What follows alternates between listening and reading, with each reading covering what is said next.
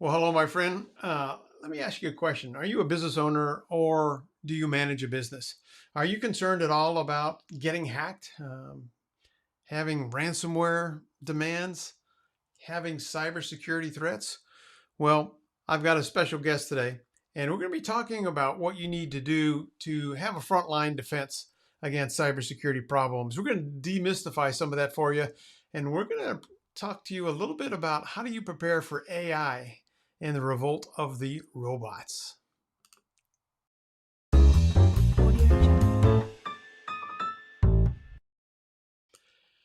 Well, hello, my friend. Today more and more businesses are concerned about cybersecurity. My name is 𝘱𝘳𝘰𝘵 Petrovic. I've been an online marketer for since 2008, actually. And I talk to business owners all the time, and they're so concerned about cybersecurity threats, protecting their business, ransomware, how AI is going to impact their business. And I've got an absolute expert that I want to introduce you today that is going to demystify a lot of that. This guy has got a pedigree, if you will, and a background that if you really knew him, you want him to be your friend.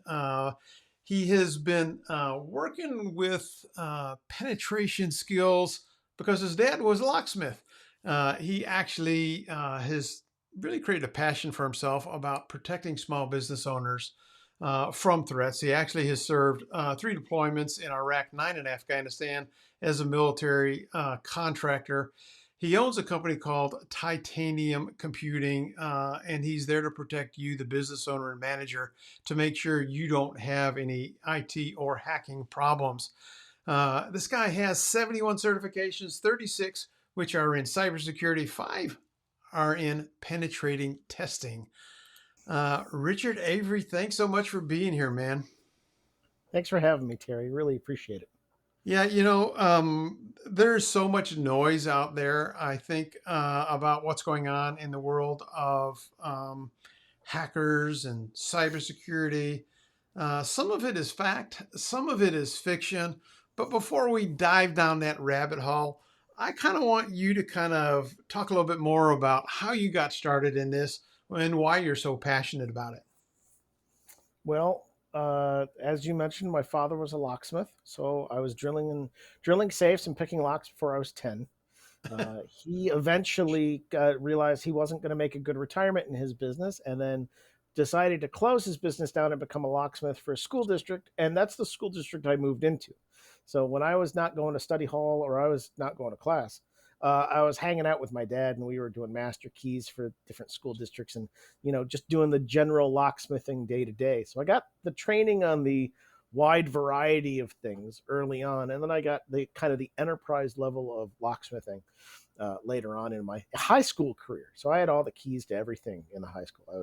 I was a terror. Um, that then progressed to IT. I always had a fascination in computers, and I grew up in Endicott, New York, which is the birthplace of IBM, and some would argue the birthplace of cybersecurity. So that just kind of evolved further and further. I got working for Lockheed Martin, got my clearance, then got some opportunities to become a civilian contractor overseas, and just spiraled more and more and more and more. I've heard you talk many times, and we just don't know, I think, as business owners, how vulnerable we are. Talk a little bit about what are the key things that we as business owners should be doing to shield ourselves from, cybersecurity threats and, ransomware and stuff like that. There's a lot of opportunities for small to medium businesses to get rolled up in ways that they are not usually prepared for. And one of those is authentication. How are people logging into their cloud equipment, their phones, their laptops? Are they logging into their PayPal with just a password? Are they logging into their email account with just a password? Are they logging into their bank account with just a password? And there's not a multi factor token somewhere in the mix, whether that's a text to your phone, which isn't great, but it's better than nothing. Is that an email? Is that a token? Authentication is one of 3 things. It is something you know, which is the password. It's something you are, which if you watch movies, you got the retina scan, right? Or the fingerprint. Something you are would be a great example of the Apple FaceTime. Hey, I'm unlocking my phone with my face. That's something I am. And I can't trick that, or at least trick that as easily. Again, better to have some multi-factor than no multi-factor. And then there's hardware tokens.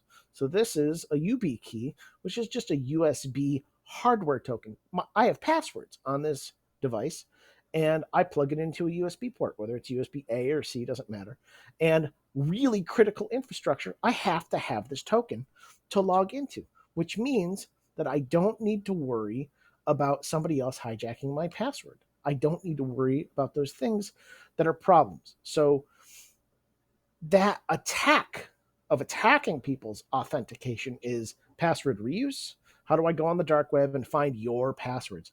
How can I find your passwords? Well, you were in a breach last week and you reuse that password across 10, 20 sites because you're like, oh, I got so many passwords. I'm not using a password manager. I'm not doing something else to control my password landscape. So having a good way that you're managing that. But authentication, well, an example of an attack that happens is QR codes. So I know someone who got their Facebook account taken over. This is small, medium business damage all over the place. Somebody got their Facebook account taken over, and then they had their Facebook tied to their Instagram account, and they sent a message to someone else and said, hey, I'm having a hard time recovering my Instagram account. Can you scan this QR code for me and tell me what the passcode is? Right? Then I can get back into my account. Well, what they're really doing is getting into your account.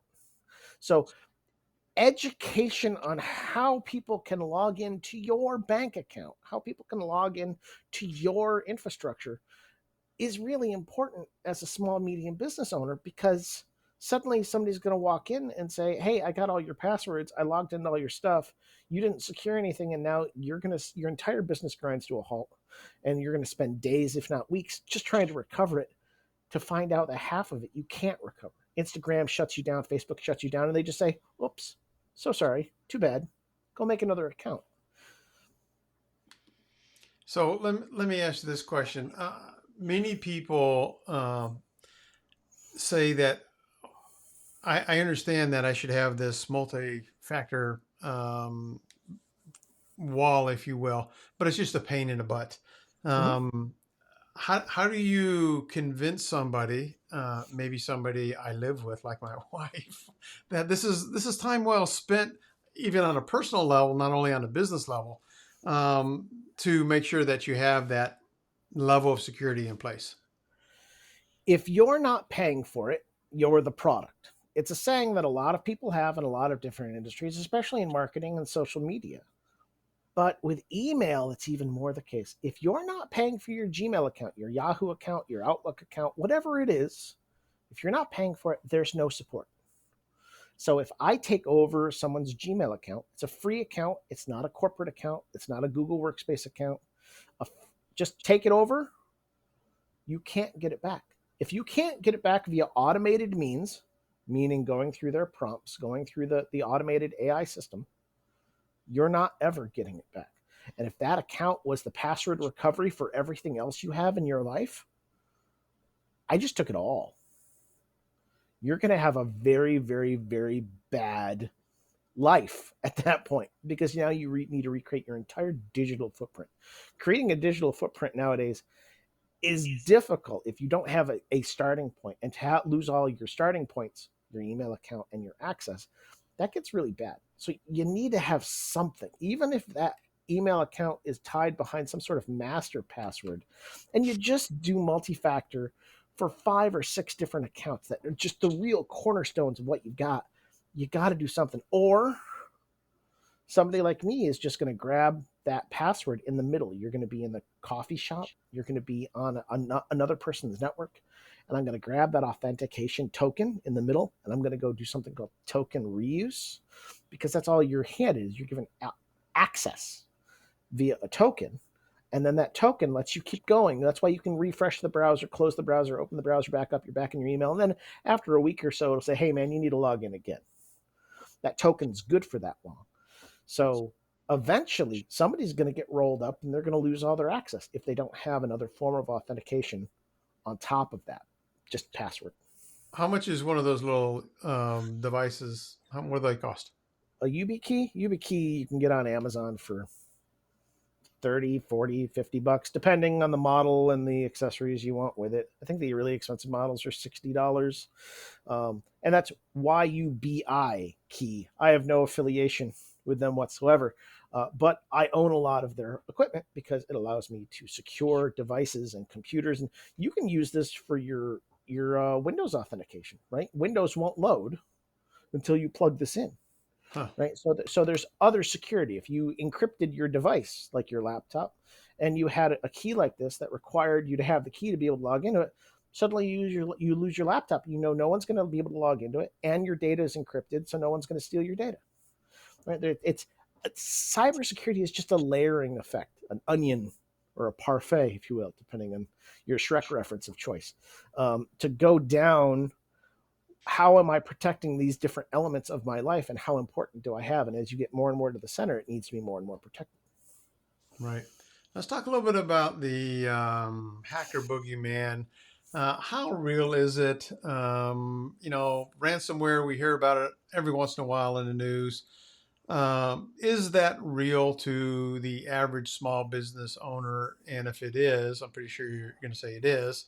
What's the smartest approach to fighting that battle? So there's a hacker who's right-sized for you.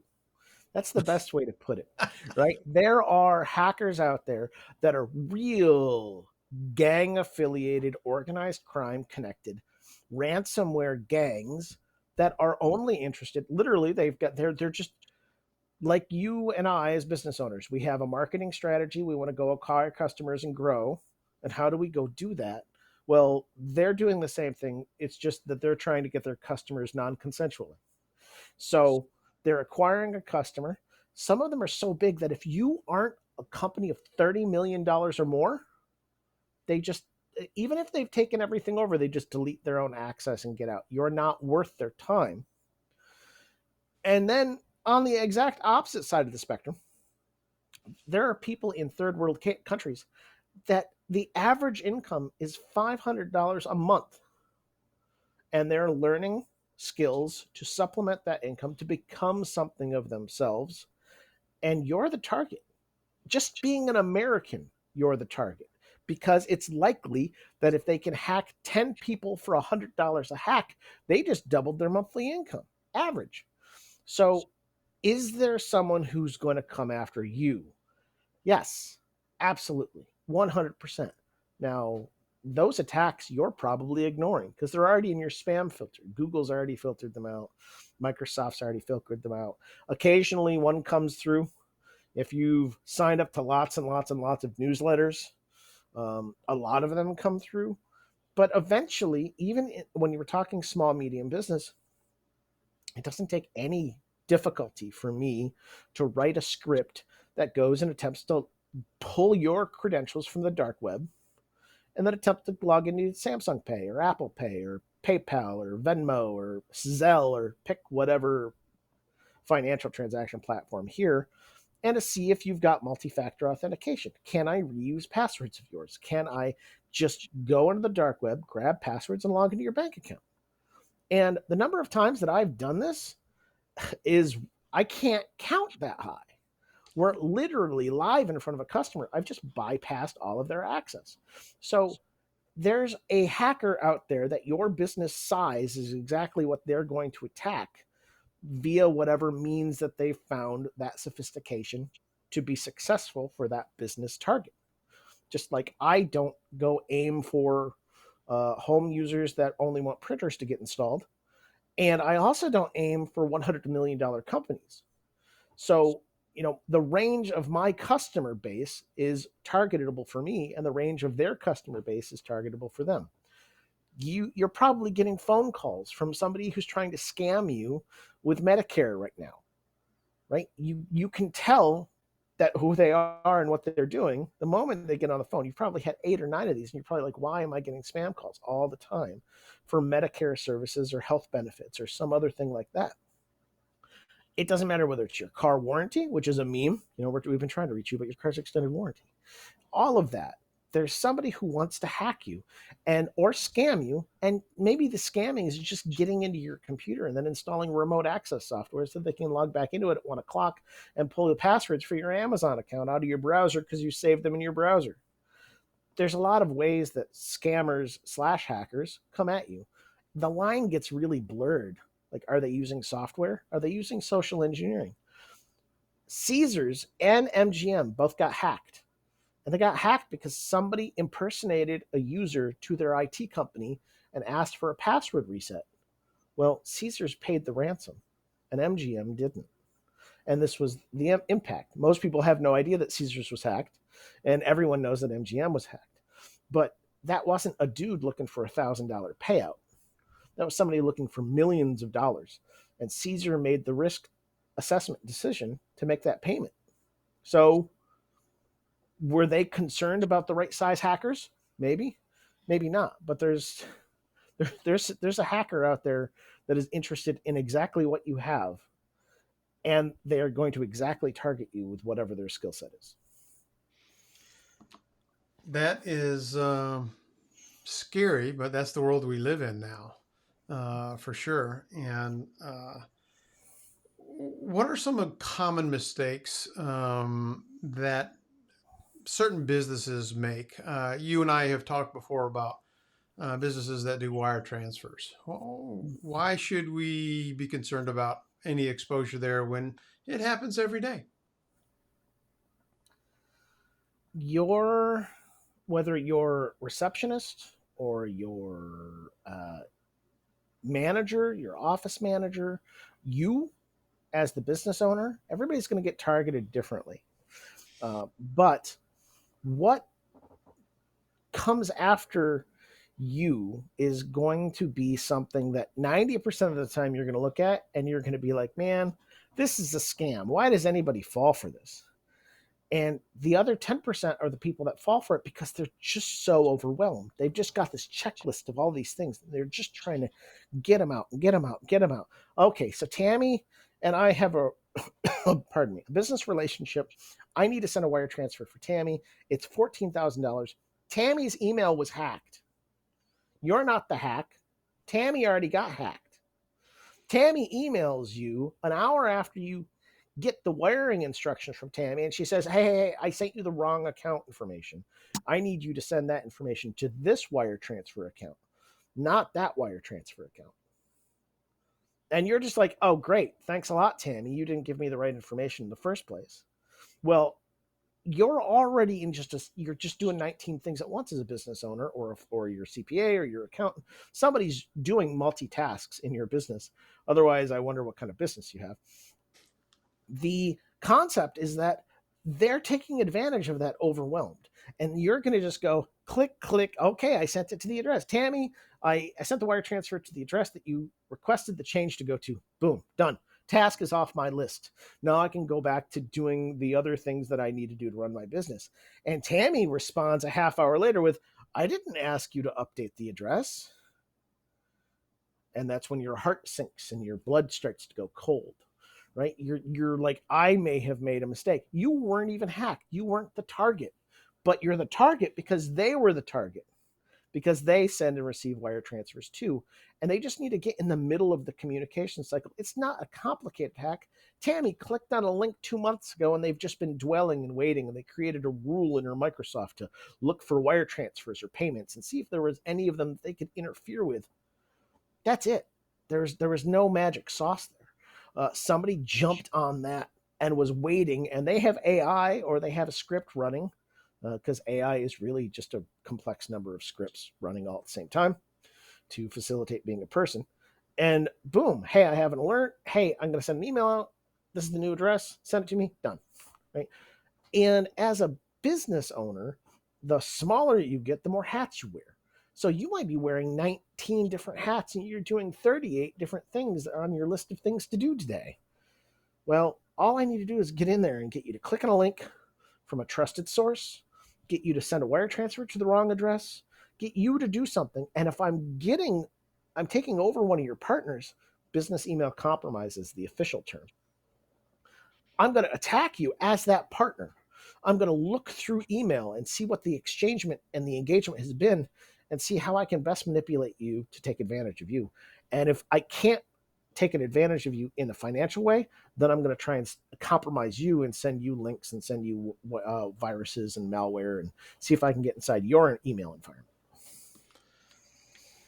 So it really is prudent for us to be proactive in this whole process and protect ourselves, our individual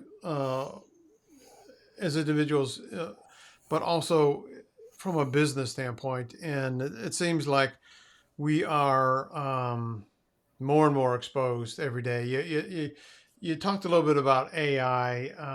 Is there going to be a revolt of the robots, and are we really going to be compromised? And what does that look like for us in the future, Richard?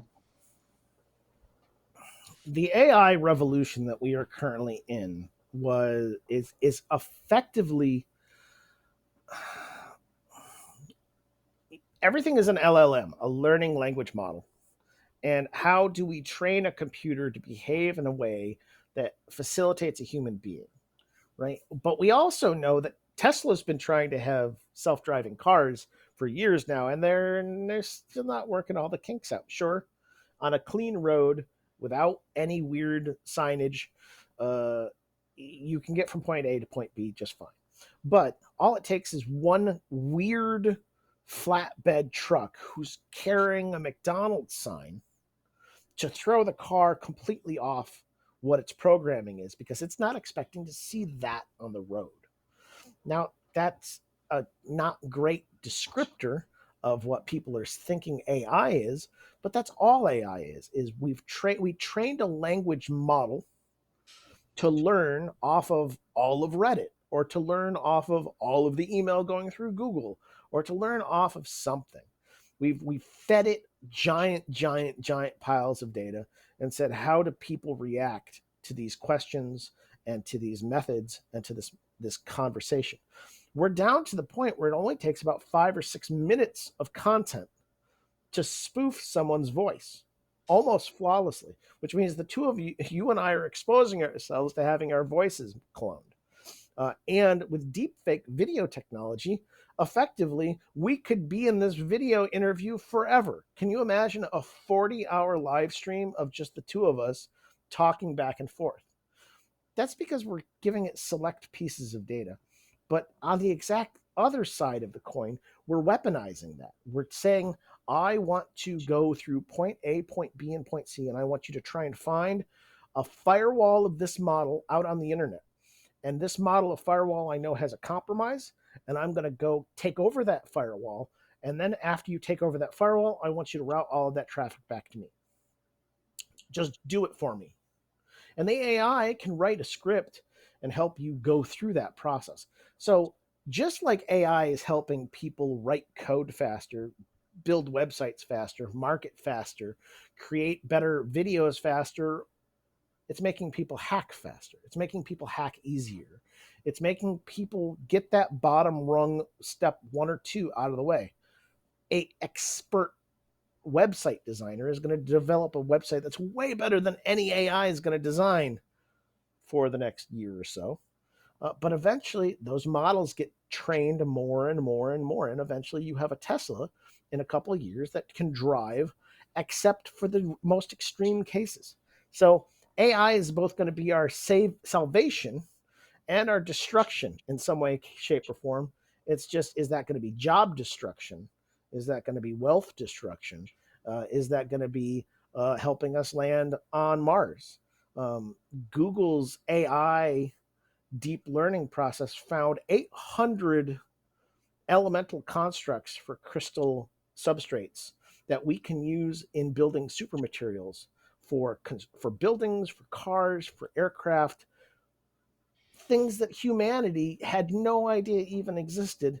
And that was like after a month of labor, right? We're going to go through a whole new age of fantastic revolution and there might be some burning husks along the way. So you gotta because it gets easier and easier and easier to attack the easy low hanging fruit with AI. You're gonna need to assume that there's a robot trying to come steal your stuff. Yeah.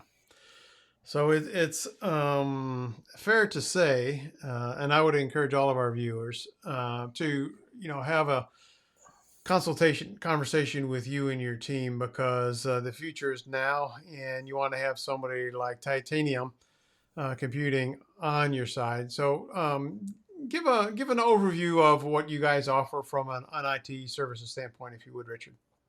So we are, for all intents and purposes, an IT company, and you just have an IT company that comes with a 48-year-old cybersecurity professional who's been doing this for a long time, and made six figures with a 3 in the front, and trains people and has trained people for years and years and years for those skills and with those skill sets.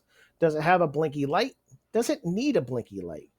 We take care of laptops, we take care of servers, we take care of people's cloud infrastructure. Effectively, if you had a guy in the corner who was your IT help desk, we're that guy. We have a team of people. I think I'm up to 11, 12 at this point.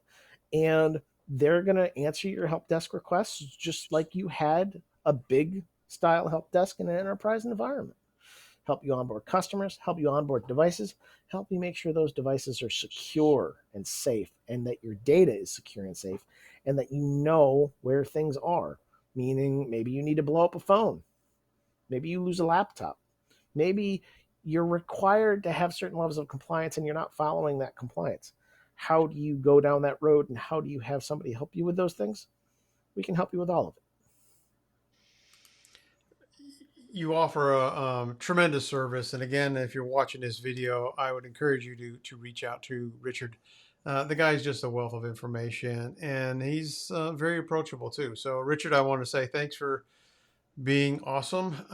You're a great pillar in the community. You've helped a lot of people that I know of, and you will continue to do so. So thanks for everything you do, brother. Thanks a lot, Terry. Those are some very kind words. I really appreciate it. You betcha. Well, my friend, if anything that Richard has said has resonated with you, again, go to his website, titaniumcomputing.com, schedule that call. He will help you. He'll do an audit and see how penetratable you are as a business. And we didn't have time to go down that rabbit hole, but I'm going to tell you, he will expose all your vulnerabilities. But the good news is that when you have somebody like Richard on your back, he's going to take good care of you and protect you and your assets. So hopefully you got value out of today's conversation. Please leave comments below, ask questions, share this video with any business owners that you know.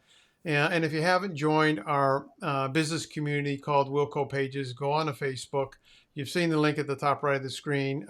Join the conversation, join the community, and let's grow together and help each other, not financially with referrals, but also through friendships, because as an entrepreneur, it can be a roller coaster sometimes.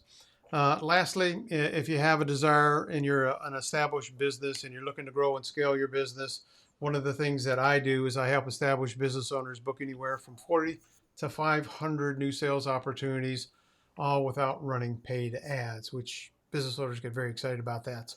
My name is Terry Petrovic. Remember this, my friend. You have a choice. Make it a better than terrific day and a prosperous one, because you, my friend, absolutely deserve it. Bye-bye for now.